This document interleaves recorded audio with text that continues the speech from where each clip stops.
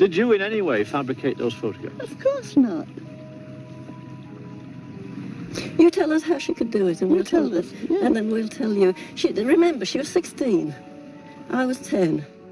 Have you ever told a little white lie? I mean, I personally have never done that. But if you have, don't worry, I think you can take some reassurance from this story that no lie will ever get as out of hand as the Cottingley Fairy hoax. I knew about this story ever since I was a little kid. I used to go on walks with my parents, and in order to, I think, get me to shut up along the way, because little fact about me, I hate going outside, my parents would always ask me to spot the fairy houses on our little walks. And to prove to me that fairies were in fact real, my parents showed me the photographs of two little girls who were the first in the world to catch them on camera. Yes, it was a hoax, or was it? More on that later. But to me, it's a really fascinating story about how a little lie can spread through the news and media like wildfire. And it shows how even the most educated and intelligent people can be fooled by something so simple as long as it reaffirms their existing belief. And I really think there is a lesson to be learned from this hoax, even 100 years later. This story takes place in 1917 in Cottingley near Bradford, England. It's about Elsie Wright, who was 16 at the time, and Frances Griffiths, who was 9.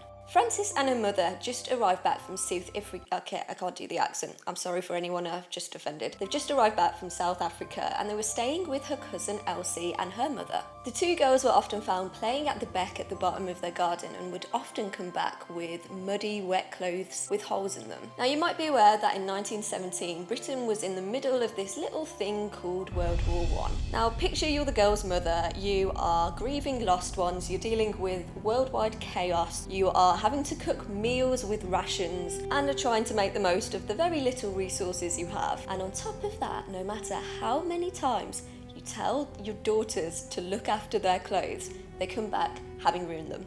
The girls returned home one too many times, absolutely covered in mud, and eventually their parents had enough. They were moaning at them, they were saying like, you're grounded, or I don't know, the ins and outs of the conversation, but it was along those lines, trying to get back on their mother's good side. Instead of saying, yep, we were just fooling around, they were saying, sorry mum, we couldn't help it. We actually fell in looking at the fairies. The mothers obviously didn't believe this. If anything, it wound them up a little bit more. They were saying like, don't be so ridiculous and don't lie to your parents. And to get themselves out of trouble and to make the adults look stupid, they decided actually we're going to come back with hard proof that there are fairies at the bottom of the beck.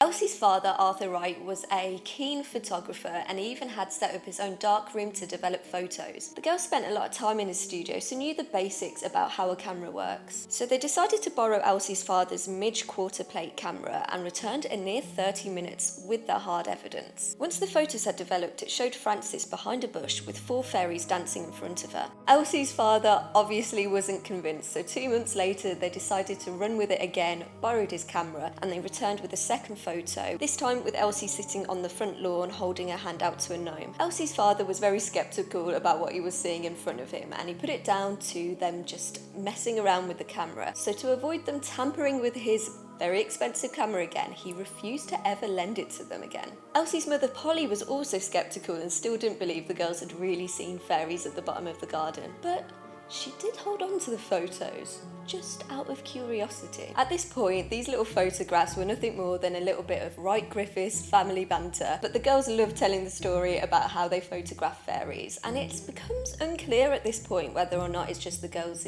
imagination running away with them, or whether they actually started to believe their own lies, as documented by this letter that Frances wrote to a friend back in South Africa. The way she talks about it is very just matter of fact. Like, yeah, seen the fairies. She says, I'm learning French, geometry, cooking and algebra at school now. Dad came home from France the other week after being there for 10 months. We all think the war will be over in a few days. I am sending 2 photos, both of me, one in a bathing costume in our backyard, while the other is me with some fairies. Elsie took that one. It's hard to believe, especially looking at these photos from the 21st century, that anyone other than a child could look at these photos and think, yup, Those are definitely photos of fairies. So how did these photos become widespread as genuine evidence of fairies? To understand this, we have to take a step into the mindset of people in Britain in 1918. A lot of people had sadly lost loved ones, whether that was through World War I or also the 1918 flu epidemic, and people wanted reassurance that their loved ones weren't gone forever and were still around them. Desperate times tend to heighten people's beliefs, and a social religious movement called spiritualism really thrived under these circumstances. In summary, spiritualism is the belief that the afterlife, or the spirit world as it's called, is not a static place, but in fact that spirits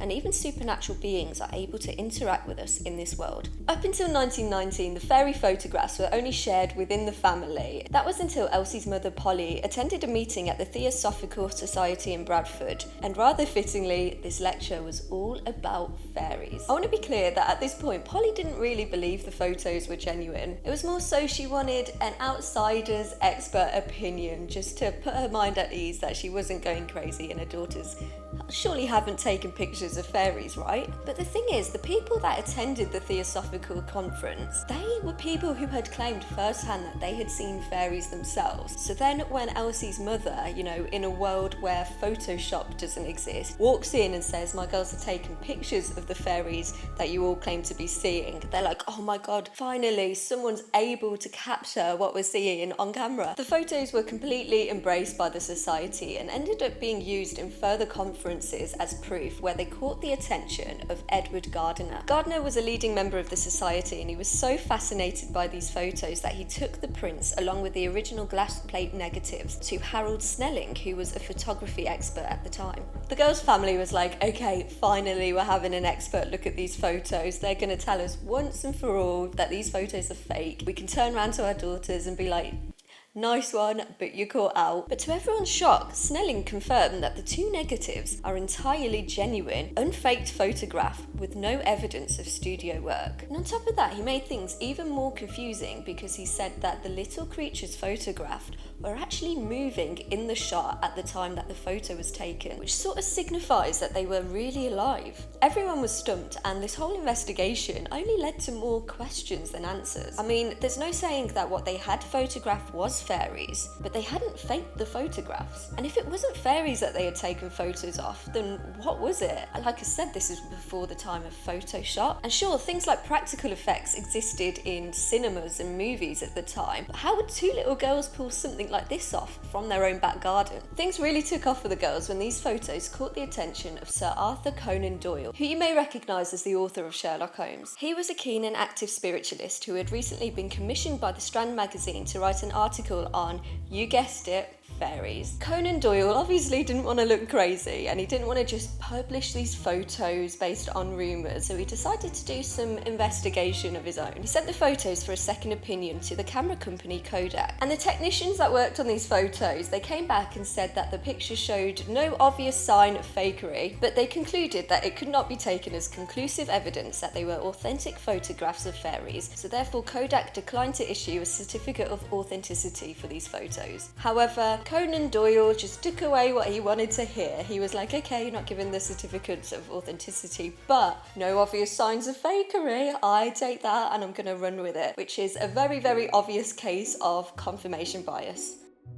Not everyone was such a keen believer of the Cottingley Fairy photos, and with the more attention that these photos gained from spiritualists, the more attention they also gained from critics. People spotted that, especially in the first picture, Frances was looking directly at the camera and not at the fairies right in front of her. You'd think if you saw something as incredible as fairies right in front of you, you'd be looking at them like your attention couldn't be taken away from the fairies. You wouldn't be, posing for the camera, would you? Unless they weren't really there.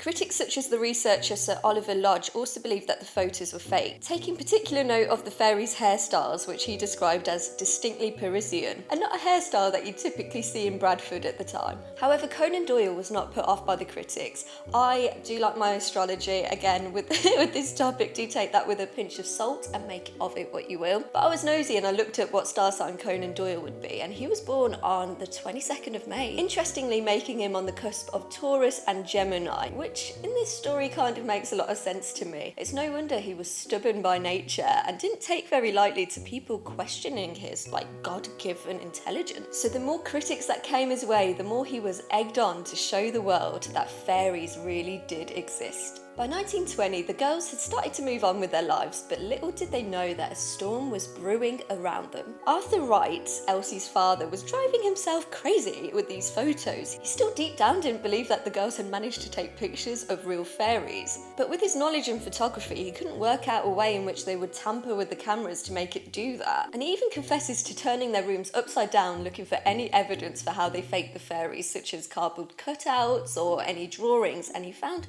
nothing. At this time, Conan Doyle was still writing his article about fairies, and he sent Gardner there to suss the family out and see what they were like. And Gardner was really struck by this family's quote-unquote transparency and honesty, and he came to the conclusion that they wouldn't fake something of this scale. Elsie and Frances were both given a camera by Conan Doyle and Gardner, and they told the girls, "Listen, no pressure. Here are some expensive cameras. We're writing a big article on this. No pressure, no pressure. But if you happen to be able to take some more photos of the fairies, that would be greatly appreciated." And can you imagine being these girls at this time? You just tell a little fib to your mom to get you out of trouble, and 4 years later, you've got authors and you've got scientists and technical experts all sort of putting this pressure on you to reaffirm their own beliefs. Can you imagine the pressure? People's careers depended on this little fib, and are they really going to turn around to grown men and say sorry about your article, we actually made it all up? The girls obviously were feeling the pressure, and at this point the girls had drawn so much attention to themselves. How are they possibly going to go about faking another set of photos with all eyes on them? The girls then came up with a ingenious cover story, and they said that the fairies actually wouldn't come around if everyone was watching them. They would only come out to them. So sorry guys, with you guys here, we actually can't take another photo of the fairies, you see. And they convinced their mothers to go out and visit their friends, and then, would you believe it, 2 hours later, they came back with more photos. This time they came back with 2 more. The first was a picture of Frances with a winged fairy close to her nose, and the second was a photo of a fairy hovering on a branch offering Elsie a flower. And 2 days later, the girls came back with their 5th and final photo called Fairies and Their Sunbath. Conan Doyle was now convinced he had enough hard evidence to publish his article in the Strand magazine. His article sold out within days of publishing all across the nation, and this kind of means that this story went, old school viral. Gardner was not done with this story, so in 1921 he went to visit the girls for a final time, this time bringing along more cameras and his good friend Geoffrey Hodson, who was an occultist. But bear in mind, by this point the girls were well and truly fed up with this whole fairy business. They were looking around at everyone around them being like, come on guys, fairies. And to make matters even worse, this Geoffrey Hodson that Gardner had brought along to visit them, he sounded like a complete lunatic according to the descriptions of the girls. Even when they were showing him around the beck, they were like, yeah, see, the fairies aren't here. But he was saying he could see them everywhere. And the girls later claimed that they were sort of egging this guy along just out of mischief, and they were like, oh yeah, we see the fairies too, but later said that they just think he was a bit of a fraud. After 1921, the public's fascination with the Cottingley Fairies slowly started to die down, and Elsie and Frances both moved away, moved on with their lives, got married, and just kind of forgot about the whole fairy incident. However, by 1983, the gig was up. They could finally breathe a sigh of relief, and they confessed that they faked the photos all along. The girls had made a secret pact amongst themselves to never reveal the truth about them faking the photos until all of those that were affected and depended on the story being true no longer being with them. Out of respect, I suppose, for these people's careers. You have to put yourself in their shoes for a second. They never wanted to fool the public. They just made something up and had a bit of fun amongst themselves and tried to trick their parents, who kind of ended up running with it. It wasn't their fault it was spread in every newspaper across the country. They never wanted to be seen as fraudsters. It was just a little bit of a joke between them. In an article for the magazine The Unexplained, the cousins revealed how the photos had been faked using illustrations of dancing girls from a popular children's book at the time, Princess Mary's Gift Book, and they simply just drew wings on them.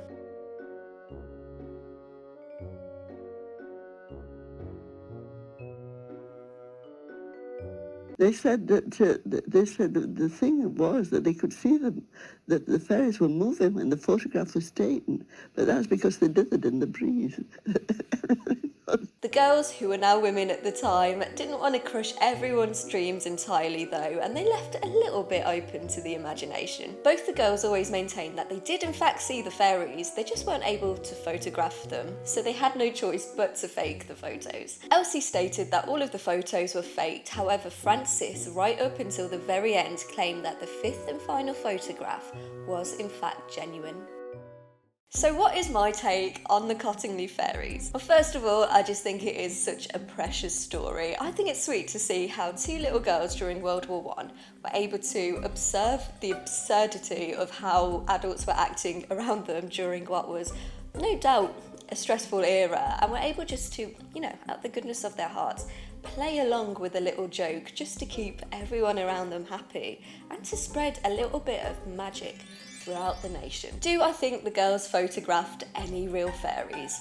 Sadly, I don't. Do I believe in fairies? Again, I'm leaning towards no. But do I think that the girls really thought that they saw the fairies? I mean, Elsie, probably not. She was 16 at the time and a little bit older. But I'm not sure if Frances believed if she really saw fairies or not. I mean, bearing in mind she was only 9 at the time. Maybe she was just caught up in her own lies. Maybe her lies were reaffirmed by every adult around her telling her that it was true. Or maybe her final goodwill gesture to the world was to keep the spark of magic alive by putting the possibility out there to future generations to say that fairies really were real and that that final photograph was genuine. If you did like this story and if you are fascinated by, all things media, you can actually visit the photographs that the girls took. As of 2019, the photographs and the cameras are now displayed in the National Science and Media Museum in Bradford.